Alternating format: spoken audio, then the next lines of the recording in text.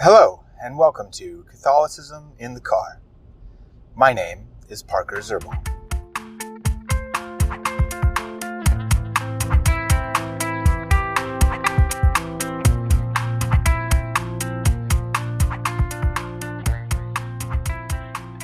Today, I want to talk about Aristotle's categories. This is generally positioned as the first book in his works, and also the first book in the first section of his works, called the Organon, also known as his logical works. And there are 10 of these categories. Now, I don't have them all memorized. I'm not going to list them here.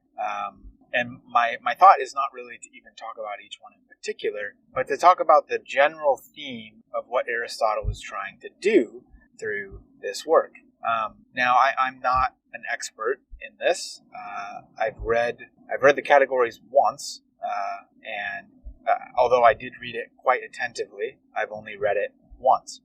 I recently read his part of his prior analytics, and I read most of his posterior analytics, and the beginning of his physics, which also has a lot to do with these sorts of categorizing of terms. Okay, but I want to talk about it in general here, and something that we can learn from it, from Aristotle's categories in general. And that is, I'm going to really hone in on, and I seem to probably harp on this a lot, but it's true, and it needs to be thought of more acutely in our day, and that is the question of realism. Are concepts, or another way to look at it more aptly would be, are the categories that we put things into, are they real, or are they just a construct of our mind? And of course, I like to argue that they are real in a certain way.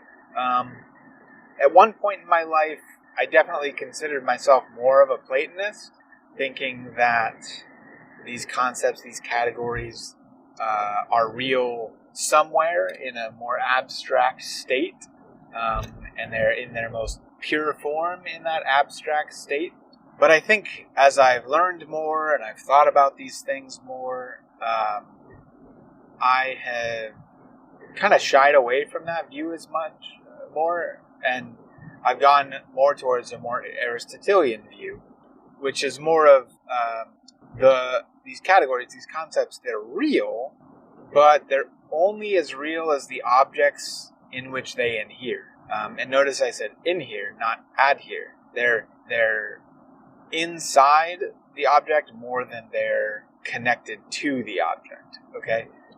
And it's not even that they're inside it. It's more like Aristotle gives the distinction of matter and form. And I think he gives this distinction in the categories. I know he gives it in the posterior analytics and also the beginning of the physics. The difference between matter and form. And it's the form of something that is like its substance, its essence. And that's what these categories, these concepts are. They are the essence, the substance, the form of a certain thing. And a further clarification here, Aristotle does distinguish between form and substance. In my understanding of the reading so far, it's that the substance is a type of the form. The form is like the genus, and the substance is like the species. Okay, the form is the overarching category, and the substance is the underlying category. Okay, that's my understanding. I might be wrong on that. Somebody correct me if I'm wrong. I'm trying to work through this stuff and learn this stuff too more accurately and more acutely.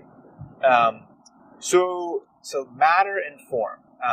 If you think about a person, a human being, some people would say all that there is matter. And then on the opposite extreme, you would find somebody who would say that the matter is unimportant. It's only the Platonic type of form that matters, the pure form, the form divorced from the matter. That's the only thing that matters, no pun intended, in what defines a human person. Now, what Aristotle will say is that the form cannot be divorced from the matter, but yet they're distinct. So you could say something, in this sense, you could say very truly, I am my body. I am my body. Okay? Like, I am not fully what I am if I do not have my body. And the form, so, let's see. You would say the soul, I guess, the soul is the form of the body. Okay, that instead of this dualistic sense where the soul adheres to or even inheres within the body, like a ghost trapped in a machine, right? Not Aristotle doesn't take that view. I also don't take that view. And the Catholic Church doesn't take that view, to be clear. The Catholic Church, I, and Aristotle all would take the view that the soul is simply the form of the body. And in that way, you can truly say, I am my body. Now, in the Christian understanding of this,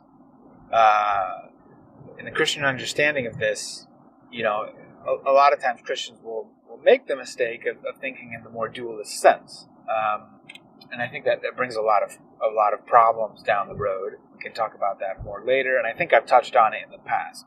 A lot of Christians will think in this dualist sense, but that's like assuming after you die, all that you are is your soul, and that goes up to heaven, and there's no such thing as the resurrection of the body at the end of time.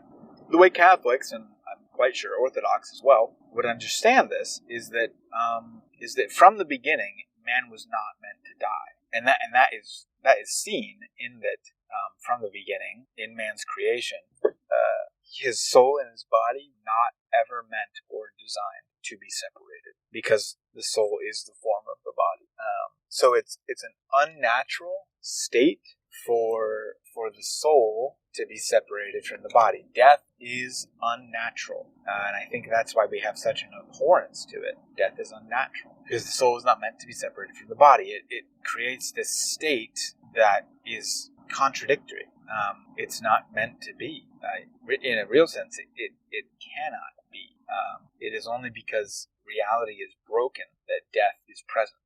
And so what God does when a soul dies is, by a miracle, God holds the soul in existence for the duration of time until the body is resurrected at the second coming. So Christians can truly say, as with the materialists, that I am my body, and that it makes complete sense, makes complete rational sense that it would seem that our soul would not live on after our body. And to think otherwise from a purely rational basis would be really incoherent. And so Catholicism and Orthodoxy posit this theory, and well, it's not. I mean, it's a doctrine that the soul cannot naturally be separated from the body, and that man is incomplete without his body. Okay, yeah. So, and that's a really big premise for understanding Christianity. It's a really big starting point for understanding Christianity, is that. Anyway, hopefully that gives you some food for thought, and hope that helps. Thanks.